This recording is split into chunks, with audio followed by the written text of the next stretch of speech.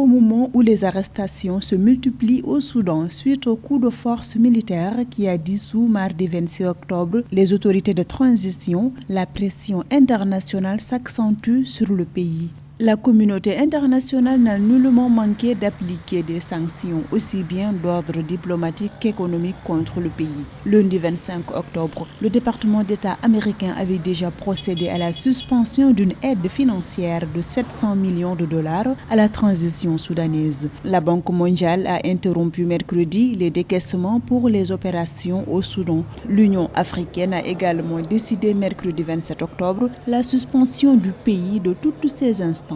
Il est évident que cette rupture de l'ordre constitutionnel vient remettre en cause les programmes économiques et financiers dont le Soudan a bénéficié. Déjà en septembre, la conférence internationale sur la reconstruction du Soudan qui avait mobilisé des financements importants permettant de réduire le taux d'endettement de ce pays. Et le Premier ministre Abdallah Hamdok, grâce à son leadership et également à son passé à la Banque mondiale, a permis de mobiliser des financements importants. Donc un tel coup de force va permettre alors un recul lors de la transition économique et même politique en cours. Mais ce qui serait souhaitable, c'est que la communauté internationale puisse faire la part des choses. Il faut cibler notamment les officiels, ceux qui sont l'objet du coup d'État, et non prendre en compte la population soudanaise qui a souffert le martyre des 30 années du régime de El-Béchi. Avant ce récent coup d'État, le Soudan s'était engagé dans un programme de réforme économique qui lui avait ouvert la voie à l'apurement des arriérés et à l'éligibilité à l'allègement de la dette.